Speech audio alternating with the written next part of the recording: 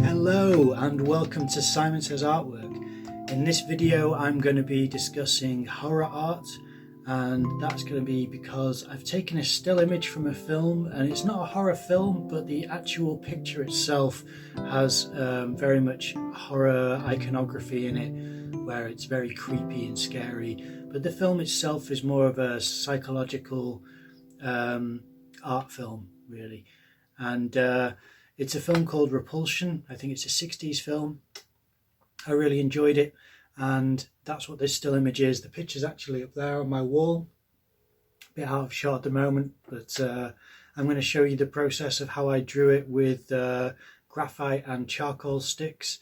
And yeah, let's take a look at how it goes. So when it came to this image, I really liked the frame in the film where this happened. It was a real nightmarish sequence towards the end, and I wasn't sure about how close I'd get to the source.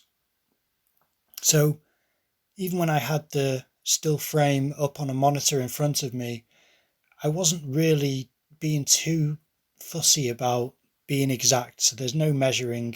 Just like every other image that I do, I don't really get too meticulous about measurements. I just try to wing it and do it by eye, hoping that I'm training my eye to improve over time.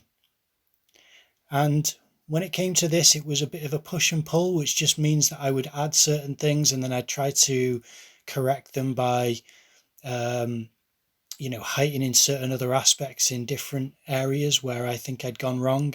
But at the same time, it's so long as the image looks atmospheric, I don't think it necessarily detracts from the impact of the actual picture itself, because nobody's going to look at a side-by-side comparison. Even if you had the film, you wouldn't necessarily try to find this frame in order to compare the two. So it was just a case of trying to capture this moment of horror where your main character is looking at a corridor that she's about to walk down, where loads of arms and hands had started breaking through the walls. I used a combination of Blackwing pencils, the 602 and the soft Blackwing, which is the one which I'm using here. I also used some graphite blocks or sticks and charcoal sticks in order to get a different range of the greys and blacks that I used. But the charcoal came at the very end because I'd used enough graphite to create layers of mid-tone, and I really needed that level of depth that graphite just can't achieve. There are ways of tailoring your picture to not need that, but when I started to add the charcoal here, it just really heightened the drama of the image, and it also added some texture and some dirt and some real a feeling of actual grit to the air and to the subsurfaces. And that's something which I think the image needed in order to heighten the emotion and the feeling of horror. And it gave some nice depth to the length of the corridor. So I'm trying to strategically use the black so as not to overwhelm the image and detract from the different layers of grey that I've been applying to the page for the majority of this drawing.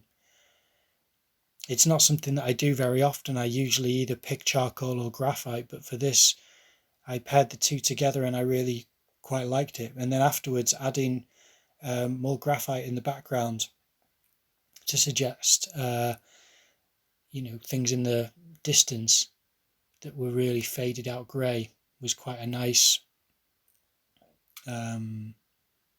just an effect, I suppose. So if you can see behind her there, you can see the archway of a door and the continuation of the walls. And I think that's quite a nice suggestion of the length of the corridor. So there it is.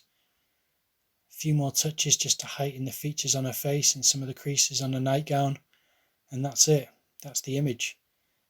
I did enjoy drawing it. I don't draw many horror images, but I do think this one has a nice ambiance to it generally. And I might do more in the future. So yeah, that's how it worked out. I might use this combination again in the future. Who knows? Alright, that's the image done. And I was quite happy with how it turns out. It's only a small image. It was just in a little sketchbook that I have. But I did think it was quite interesting with the depth of the tones, with having, you know, some of the darker parts of the image on the walls and in the foreground, and then the background goes lighter and lighter, and on the nightgown how you can sort of see bits of shadow and bits of her legs showing through the actual material. I thought that was quite nice. So I might do more of that in the future, not necessarily horror, but using those different types of strengths of greys and blacks to try and bring certain things forward and push other things into the background a bit more. I thought that was quite a nice effect, and I don't do it very often. So I hope you enjoyed the video. If you did, please leave a like and leave a comment down below. Make sure to subscribe to the channel and ring that bell so that you get notifications when I upload, which I'll be doing 3 to 4 times a week. And I'll see you in the next video.